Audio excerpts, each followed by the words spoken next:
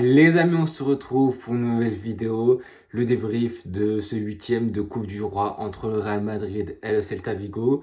J'ai fait le débrief le lendemain car honnêtement je suis malade de fou, je sais pas si j'allais attraper la grippe ou la crève.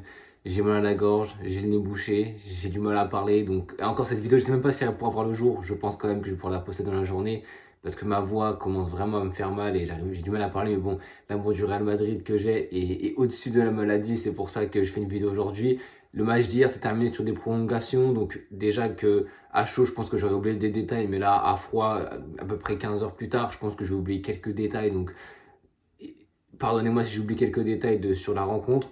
Mais comme je dis, c'est terminé à la prolongation, donc vers minuit 30, etc. Donc honnêtement, j'étais tellement malade que j'avais pas du tout la force de lancer une vidéo. J'ai essayé de faire une vidéo sur TikTok qui est dans la description de cette vidéo où j'essaie de parler pas trop fort pour essayer de m'éviter de m'esquinter la voix. Là, ce matin, ça allait un peu mieux, donc j'ai fait plusieurs vidéos sur TikTok pour revenir à froid sur ce qui s'est passé, sur Raúl Asensio, sur Tchouaméni, sur les erreurs de Camavinga, voilà, sur un peu tout ce qui s'est passé dans ce match. Une victoire 5-2 en prolongation, dans un match où honnêtement, moi, je me suis extrêmement fait chier. La première heure était vraiment mais nul. Offensivement, tu sens rien. Évidemment, face à une équipe de Celta Vigo qui est classée milieu de tableau en Liga, tu savais que tu allais avoir beaucoup le ballon. Mais au final, tu l'as beaucoup, mais tu ne fais quasiment rien avec. Il n'y a que très peu de d'XG produits en première mi-temps, que très peu de danger. Je me rappelle que les frappes extérieures de surface de Valverde, Modric, à un moment donné, une frappe de Brahim Diaz. Sinon, il n'y a quasiment rien. Il y a évidemment le premier but d'Mbappé qui intervient, je crois que c'était peut-être à la 35e minute. Un très gros litige. Honnêtement, moi, à chaud, j'ai dit qu'il y avait penalty. Pour moi, il y avait penalty de Lunin qui touche le défenseur, enfin qui touche l'offensive du Celta Vigo. Et sur un autre angle que j'ai vu quelques minutes plus tard, quelques heures plus tard, on a l'impression que le joueur adverse saute, donc se fait légèrement toucher, et encore sans que Lunin touche la balle en premier. Donc tu vois que la balle elle change de direction. Et l'attaquant du Celta, il saute légèrement avant que son pied touche Lunin. Donc pour moi, il a cherché trop le penalty. Mais moi, c'est une question que je vous pose parce que j'ai pas la réponse, c'est parce que j'ai la flemme de chercher. L'arbitre, il a dû prier toute sa famille pour que Mbappé ne marque pas ce but parce que dans la continuité de cette action, la balle ne sort pas en jeu. Mbappé prend le ballon, action individuelle, il arrive en 1 contre 1, passement de jambe et il finit un but splendide, magnifique sur le début de sa saison. Mais je me suis dit, si la balle serait sortie en jeu, l'arbitre aurait arrêté le jeu le temps que la VAR revienne. La VAR était sûrement revenue, sauf que je pense que dans la règle de l'IFAB, de l'Institut du football qui régit les lois du football, je pense que quand il y a un but sur le litige d'une action, je pense que la VAR n'a pas le droit d'intervenir pour annuler le but de l'adversaire et donner un penalty. Peut-être que je me trompe, mais en plus je me rappelle de cas où il y a vraiment eu ce cas de figure et ils sont revenus sur le penalty, ils ont annulé le but.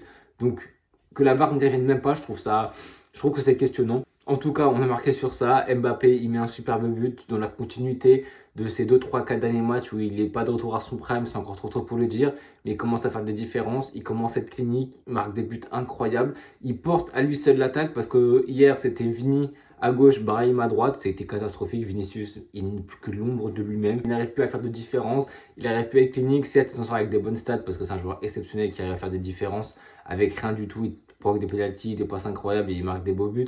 Mais sinon, c'est assez pauvre dans le jeu. Mais c'est l'image d'une attaque offensive où Brahim aujourd'hui, enfin plutôt hier, n'a pas fait de grandes différences, même si à un moment donné il fait une grosse frappe, il a mis du temps dans son match. C'est pour ça que moi, honnêtement, je préconiserais plutôt de mettre un Arda Güler en tant que titulaire plutôt que Brahim, parce que Brahim, pour moi, je pense qu'il peut performer dans un contexte favorable où le Real Madrid mène de 1 ou 2 buts quand il reste 35 minutes, parce que là, Brahim a même du temps à rentrer dans le match, et il est rentré vers la fin du match, vers les prolongations, alors que Arda Güler, pour moi, je pense qu'il a plus de talent, il a une plus grande perspective d'avenir qu'un Brahim Diaz. Et après, c'est que mon avis. Bon, le match, tu le maîtrises, il se passe quasiment rien côté Celta. Quelques occasions, quelques frappes, mais tu te mets pas trop en danger. Vini, il marque un but à la deuxième mi-temps, je me rappelle même plus du tout du but. Mbappé est sur le début des deux actions, donc de son but, évidemment, parce que c'est lui qui se fait tout seul, et du but de Vini, où il trouve, je crois, Brahim Diaz. Et Brahim Diaz, il décale dans la course pour Vinicius, qui va se le faire tout seul. Ça va lui faire du bien pour les stats aussi. Donc là, 2-0, 60e minute, il se passe quasiment rien. Ancelotti commence à faire des changements. Là, il y a peut-être son erreur où il veut sécuriser le score, entre guillemets, même s'il fait des changements assez offensifs. Donc tu te dis, bon, tranquille, cet Vigo, ils font quasiment rien. Tu déséquipes un peu l'équipe en enlevant Ceballos et Modric. Donc du coup, au milieu de terrain, t'as que peu de relanceurs au final. il doit pas rester beaucoup de temps, il doit rester 10 minutes. Et Asensio qui faisait un match plutôt correct, qui a été mis en défenseur central. Enfin, Ancelotti nous a écouté, il a mis la charnière Rudiger Asensio et il a fait une erreur. Ça arrive à tous les défenseurs. Si c'est Tchouaméni qui aurait fait cette erreur, je pense qu'on en aurait entendu parler pendant 40 000 ans. C'est un peu ça que je déplore au niveau des fans madrilènes qui sont quand même assez sévères pour moi à côté de Tchouaméni, parce que Tchouaméni, il se fait tacler mais il joue pas à son poste, même si au milieu de terrain, c'est pas non plus irréprochable, il fait des erreurs, il prend trop de temps à prendre des décisions, il n'est pas forcément clinique, il a un peu de déchets, mais c'est quand même un milieu récupérateur qui gratte beaucoup de ballons, qui défend assez bien dans ce poste de milieu de terrain. Hier, il a fait un grand match, donc franchement, on peut lui remercier parce que si on tient autant la baraque, c'est aussi grâce à lui, en tout cas hier. Et Asensio fait une erreur, il se jette, erreur un peu d'inexpérience, d'appréciation, penalty logique sur Jonathan Bamba, et il finit. Et je crois que c'est le deuxième but, justement. Premier but, c'est Kamavinga, l'entrant. Vous savez l'amour que je porte pour ce joueur, mais là, contre le Barça, penalty Kungavi, il n'y a rien à dire. Là, il fait une faute de relance, il met Tchouaméni dans la merde. Tchouaméni, il n'arrive même pas à la contrôler, je crois. Et ça part en face à face, et je crois qu'il marque. Et là, tu te rends quoi, 5-6 minutes. Le premier but, erreur de Kamavinga. Deuxième but, erreur d'Asensio. Penalty, 2-2. Alors que tu avais le match en main. Normalement, tu dois finir le match à 3-4-0 tranquillement, mais tu n'as pas été clinique offensivement. Tu as mis du temps à rentrer dans ton match. Mais c'est un peu l'image d'un Real Madrid qui, moi, si vous vous souvenez, début de saison, après Atalanta, après Maillard, j'ai fait une vidéo. Est-ce qu'il faut être inquiet pour le Real Madrid? Parce que honnêtement, moi, je l'ai senti qu'on est une équipe qui, cette saison, ne va pas faire grand-chose, je pense, et je trouve, parce que j'ai l'impression de ne pas sentir une union, des joueurs qui n'ont pas abandonné leur coach, mais tu sens pas qu'il y a une osmose plus grandissante que ça. Tu ne retrouves pas le Real Madrid de l'année dernière qui pouvait renverser des montagnes, même dans la difficulté. Là, on offre un match qu'on n'aurait jamais dû offrir. Au final, prolongation. On a de la chance et c'est ça notre avantage comparé au Celta Vigo, c'est que nous, on peut se permettre de faire sortir Vini et Mbappé et de faire rentrer Rodrigo, de faire rentrer Bellingham, de faire rentrer Valverde, de faire rentrer Hendrix et Güler. Et c'est pour ça qu'on gagne hier. C'est parce qu'on a des talents à faire rentrer, qu'on a un banc qui était exceptionnel parce que Ancelotti avait un peu fait tourner. Il y avait Bellingham sur le banc, il y avait Ferland Mendy sur le banc, Kama, Valverde sur le banc. Bref, il y avait beaucoup de joueurs qui étaient sur le banc. Donc tu les fais rentrer pour les prolongations. Et c'est le comble que ce soit les deux petits jeunes que tu as enfermés qui sauvent ton cul aujourd'hui parce que Hendrix il marque un doublé, Arda il fait un doublé de passe décisive justement pour Hendrix et Hendrix il met un but, le premier but il est magnifique en pivot, un geste d'attaquant, il se retourne pied gauche magnifique, il enlève son maillot, il célèbre. Ensuite c'est Valverde, il te décoche une frappe extraordinaire, franchement Valverde a une puissance ahurissante, il doit être à 8-9 buts depuis le début de la saison, c'est que des buts extérieurs de surface, des bombassos, des prix Puskas. Et franchement, tu connais pas Valverde. De toute façon, si tu n'es pas devant lui, si tu ne tentes pas de l'arrêter, soit tu te fais comme De Jong, tu te prends 10 mois d'arrêt parce que bah, tu te fais démonter les pieds, le corps. Parce que franchement, te mettre en travers d'une frappe de Valverde, il faut vraiment en avoir des énormes parce que la puissance qu'il a, mon pote, quand il a décoche sa frappe, si c'est cadré, ça finit souvent au fond parce que le gardien, pour sortir une parade, si la balle elle n'est pas déviée, c'est franchement très très compliqué. Et on espère que ça continue depuis le début de la saison. C'est pas la première fois qu'il nous sauve, hein. Même si Hendrix avait déjà fait avait marqué le but du 3-2. Valverde, c'est 8 buts. Je pense que dans les 8 buts, il y a 5 ou 6 buts qui nous ont donné la victoire ou l'avantage. Et ensuite, on a déroulé. Donc, franchement, c'est pas des buts qui servent à rien, des buts où tu mets déjà 3-0. Non, c'est des buts qui sont impactants dans des endroits et des zones qui sont improbables. Donc, franchement, on peut le remercier. Et puis, Hendrix qui ensuite ferme la marque pour mettre un doublé.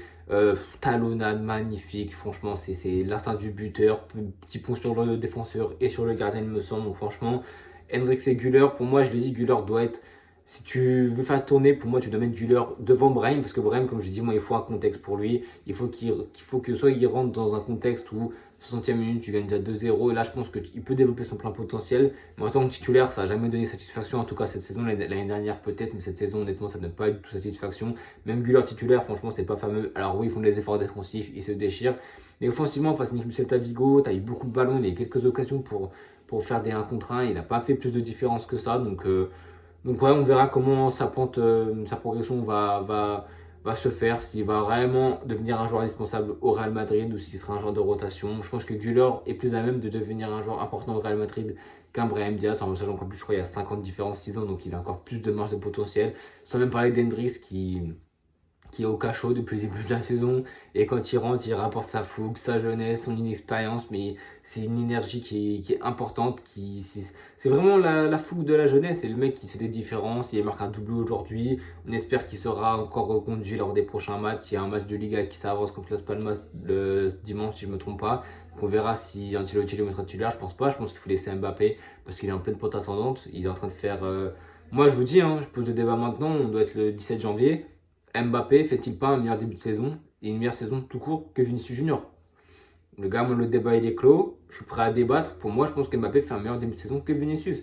Autant statistiquement que dans le jeu, honnêtement. Après, c'est peut-être que je suis tronqué par ses performances des derniers matchs, mais pour moi, Mbappé, il essaie vraiment de faire des différences, de se montrer, d'être décisif et d'être clinique. Certes, il y a eu une grosse mauvaise passe contre Liverpool et contre l'Athletic Bilbao, deux matchs qui étaient importants en Liga et en Ligue des Champions, où il est passé à côté dans le jeu et dans des actions où normalement, quand tu rates un match et que tu es un grand joueur, tu as des occasions comme des pénaltys à mettre, tu dois les mettre pour au moins faire passer ton très mauvais match pour un match moyen avec un but qui sauve ton équipe.